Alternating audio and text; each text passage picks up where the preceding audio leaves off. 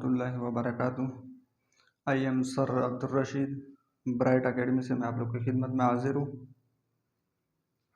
इससे पहले लेक्चर में हमने एक्सरसाइज 1.6 का पार्ट्स 7 और 8 जो मल्टीप्लिकेशन रूल के मुताबिक था उसको हमने पहले लेक्चर में हल किया है। अब हम स्टार्ट करते हैं एक्सरसाइज 1.6 का क्वेश्चन नंबर 1 में पार्ट 9। पार्ट नंबर 9 जो ये डिवीज़न से रिलेटेड है, जो डिवीज़न का रूल है, जो फार्मूला है डिवीज़न का है, वो यहाँ पे अप्लाई होगा। तो आपके पास क्वेश्चन नंबर 9 में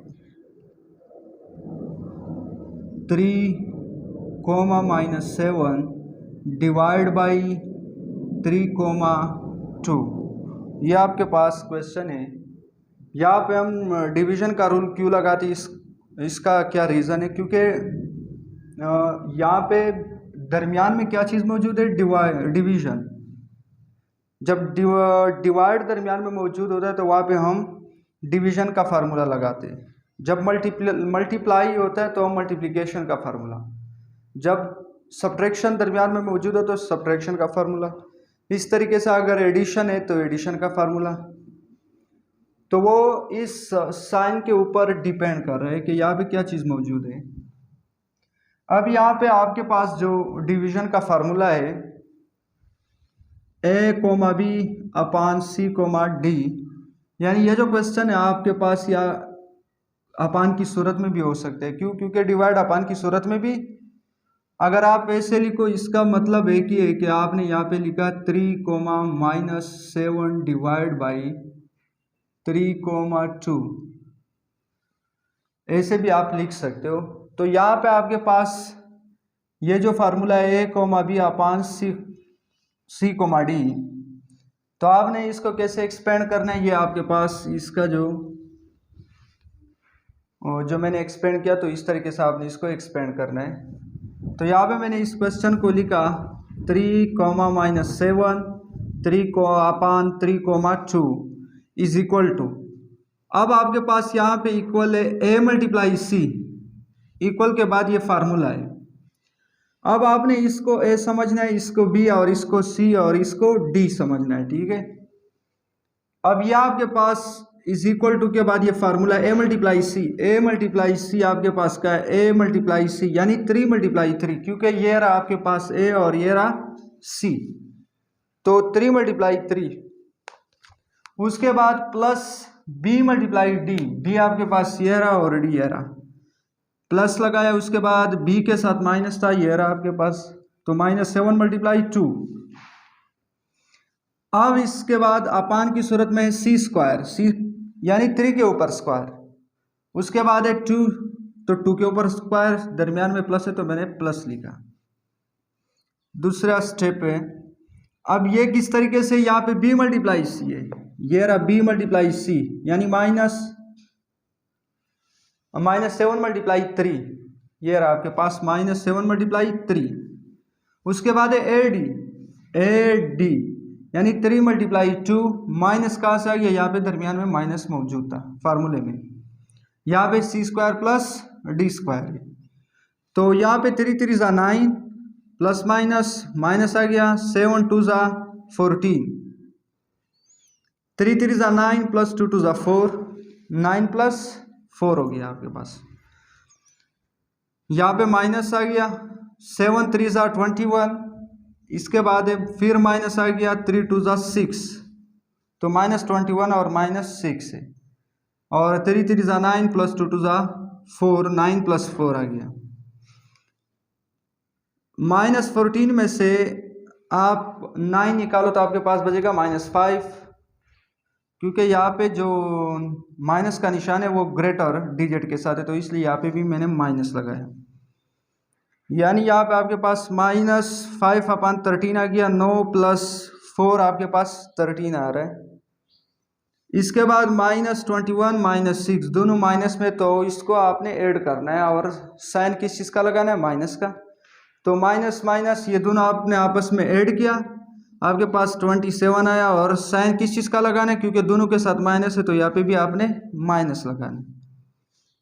और -27 अपन 13 कहाँ से आ गया, 13 9 + 4, तो आपके पास ये इसका आंसर है। क्वेश्चन नंबर 1 में पार्ट 9, इसमें पार्ट 10 भी है, वो आपने खुद करना है क्योंकि सेम टू सेम यही फार्मूला अप्लाई आपने करना है। इसमें कुछ और अलग उसमें अलग कोई रूल वगैरह नहीं है, यही फार्मूला है। अब हम क्वेश्चन नंबर 2 की तरफ बढ़ते हैं, लेकिन बुक वालों ने यहाँ पे क्वेश्चन नंबर 2 की जगह क्वेश्चन नंबर 3 लिखा है। ये क्वेश्चन नंबर 3 नहीं बल्कि क्वेश्चन नंबर 2 है। काउंटिंग में उन लोगों ने गलती की है, ठीक है। तो बुक में ये क्वेश्चन नंबर 3 वहाँ पे लिखा है, लेकिन ये क्वेश्चन नंबर 3 नहीं है, 2 है। तो क्वेश्चन नंबर 2 क्या है, simplify and right your answer in form of a + iota b। सबसे पहले आपने क्वेश्चन को सिंप्लीफाई करना है, मुख्तसर फॉर्म में आपने उनको लेकर आना है। उसके बाद आपने इसका जो आंसर है वो a + आयोटा b की फॉर्म में लिखना है। तो आपके पास क्वेश्चन नंबर 1 है, क्वेश्चन नंबर 2 में पार्ट 1 -1/1 + आयोटा। तो अब जो आपके पास क्वेश्चन नंबर 2 में पार्ट 1 है, इसका सिंप्लीफाई करने का कोई रूल वगैरह हमारे पास नहीं है, क्योंकि हम नहीं कर सकते। यहाँ पे एक टर्म मौजूद है, तो आपने इस टर्म का क्या करना है, रेशनलाइज करना है, तो फिर हम इसको सिंप्लीफाई कर सकते हैं, क्योंकि वे पहले से सिंप्लीफाई है। अब हम इसको और सिंप्लीफाई नहीं कर सकते, लेकिन अगर आप इसको रेशनलाइज करना चाहते हो तो फिर आप कर सकते हो। तो यहाँ पे मैंने रेशनलाइज द डिनोमिनेटर, आपने रेशनलाइज करना है डिनोमिनेटर को। तो डिनोमिनेटर यहाँ पे मैंने लिखा भी नहीं है, डिनोमिनेटर डी से शो करना है आपने, सी, ठीक है। रेशनलाइज द डिनोमिनेटर, डिनोमिनेटर किस चीज़ को कहते हैं, ये जो निचला हिस्सा है इसको क्या कहते हैं, डिनोमिनेटर। ऊपर का जो हिस्सा होता है उसको नोमिनेटर, ये डिनोमिनेटर। आपने रेशनलाइज करना है डिनोमिनेटर को। तो -1 + आयोटा। अब रेशनलाइज का क्या मतलब होता है, रेशनलाइज का मतलब यह होता है कि आपने जिस टर्म को रेशनलाइज करना है उसको मल्टीप्लाई और डिवाइड करना है, और उसका जो साइन है अगर प्लस है तो माइनस में, अगर माइनस है तो उसको प्लस में चेंज करना है। तो यहाँ पे आपके पास मैंने क्या किया कि -1/1 + आयोटा मल्टीप्लाई 1 - आयोटा 1 - आयोटा, क्योंकि यहाँ पे प्लस था तो यहाँ पे मैंने डिवाइड भी किया मल्टीप्लाई भी किया इस डिनोमिनेटर को, लेकिन साइन इसका चेंज कर दिया। और यहाँ पे प्लस में था तो यहाँ पे मैंने किस चीज़ में लिखा, माइनस में। तो उसके बाद ये आपस में मल्टीप्लाई हुआ ये दोनों टर्म, और ऊपर -1 मल्टीप्लाई हुआ 1 - आयोटा के साथ। तो -1 × 1 माइनस प्लस माइनस आ गया, यानी प्लस -1 आ गया, माइनस माइनस प्लस आ गया। 1 के साथ जब आपने आयोटा को मल्टीप्लाई किया तो आपके पास क्या आएगा, आयोटा। इसके ऊपर फार्मूला लगा 1 + आयोटा 1 - आयोटा, इसके ऊपर आपके पास फार्मूला होता है, यहाँ पे मैं लिख रहा हूँ a² - b² = आपके पास होता है a + b और a - b, ये आपके पास फार्मूला होते हैं। और a + b का टर्म अगर आपने पहले लिखा फिर भी ठीक है, अगर बाद में लिखना चाहते हो तो बाद में भी लिख सकते हो। तो अब आपके पास ये आपके पास जो टर्म है ये a + b है और a - b, ये बराबर है किस चीज़ का, a² - b² का। तो ये यहाँ पे मैंने लिखा a² - b² का। तो यहाँ पे मैंने इस टर्म को, ये जो आपके पास दो टर्म है, इसको मैंने किसके साथ कंपेयर किया, फार्मूले के साथ, क्योंकि यहाँ पे एक में प्लस है और दूसरे में माइनस है, यहाँ पे भी एक में प्लस है दूसरे में माइनस है, तो ये इक्वल है a² - b², ये रहा a² - b²। अब आपके पास -1, यहाँ पे इस टर्म को दोबारा मैंने नीचे लेकर आया, -1 + आयोटा अपान की सूरत में, यानी 1 के ऊपर अगर हम स्क्वायर ले ले या क्यूब ले ले 1 होता है, क्योंकि 1 × 1 तो 1 होता है। 1 को अगर आपने 10 बार 1 के साथ मल्टीप्लाई किया तो वही 1 होता है, ठीक है। यहाँ पे माइनस कहाँ से आ गया, मैंने आपको बता दिया कि फार्मूला यहाँ पे मैंने फार्मूला अप्लाई किया। अब आयोटा स्क्वायर बराबर होता है -1 के, तो आयोटा स्क्वायर होता है -1 के, तो यहाँ पे मैंने लिखा माइनस, फार्मूले क्या था और -1 कहाँ से आ गया, आयोटा स्क्वायर की जगह मैंने क्या लगाया -1, -1 प्लस आयोटा अपान 1 + 1, ये 1 कहाँ से आ गया, ये 1 ये रहा, और ये +1 कहाँ से आ गया, माइनस माइनस प्लस। तो इसके बाद मैंने लिखा -1 प्लस आयोटा अपान 2, इन दोनों को आपस में मैंने ऐड किया, 1 + 1, तो आपके पास क्या आया 2। तो ये तो आपने सिंप्लीफाई किया, सिंप्लीफाई करने के बाद ऊपर कह रहे कि आपने a प्लस आयोटा बी की फॉर्म में भी लिखना है इसका जो आंसर है। तो ठीक है, हम इसका answer a plus iota B की फॉर्म में भी लिख लेते हैं। तो -1 प्लस आयोटा अपान 2, -1/2, इसको मैंने अलग टर्म लिखा, प्लस 1/2 आयोटा। तो यहाँ पे मैंने कौन सी फॉर्म में लिखा, ये a प्लस आयोटा बी की फॉर्म में मैंने लिखा, क्योंकि वहाँ पे a प्लस आयोटा बी आपके पास कितने टर्म है, 2। यहाँ पे मेरे पास कितने टर्म थे, 1 था, तो इससे मैंने कितने टर्म बनाए, 2। क्यों, क्योंकि मैंने इसको a प्लस आयोटा बी की फॉर्म में लिखा। अगर आपके पास खुदा ना खास क्वेश्चन आ गया कि सिर्फ सिंप्लीफाई करो, तो सिंप्लीफाई आपने यहाँ तक करना है, ये इसका आंसर है। लेकिन अगर उसने कहा कि आप इसका जो आंसर है वो a प्लस आयोटा बी की फॉर्म में भी लिखना है, तो फिर ये जो मैंने आपको बताया कि इसको 2 टर्म में आपने तोड़ना है, तो 2 टर्म में जब मैंने इसको तोड़ दिया तो ये किस फॉर्म में आ गया, a प्लस आयोटा बी की फॉर्म में। अब क्वेश्चन नंबर 2 का जो पार्ट 2 है, इसकी तरफ बढ़ते कि इसमें क्या कह रहे हैं। यहाँ पे 1 प्लस आयोटा होल 4 है, स्क्वायर भी नहीं है, क्यूब भी नहीं है, पावर क्या लिया है 4 है, तो आपने इसको भी सिंप्लीफाई फॉर्म में लेकर आना है। इसके अलावा इसका आंसर जो है वो a प्लस आयोटा बी की फॉर्म में लिखना है। तो अब इसको कैसे करना है, तो यहाँ पे मैंने 1 प्लस आयोटा का होल स्क्वायर, 1 प्लस आयोटा का होल स्क्वायर, ये जो आपके पास क्वेश्चन है, इसको मैंने 2 हिस्सों में डिवाइड किया, क्योंकि यहाँ पे भी मैंने स्क्वायर लिया, यहाँ पे भी मैंने स्क्वायर, दोनों का बेस सेम है। जब इसको आपस में मल्टीप्लाई करता हो तो मल्टीप्लाई का क्या रूल है कि आपने इसको बेस सेम है, सेम बेस होने की वजह से इसका जो पावर है वो आपने सिर्फ ऐड करना है। तो 2 + 2 पावर क्या है आपके पास 4, तो फिर भी आपके पास वही आ रहा है। तो यहाँ पे इसको मैंने 2 टर्म में मैंने डिवाइड किया, 1 plus iota whole square, 1 plus iota whole square.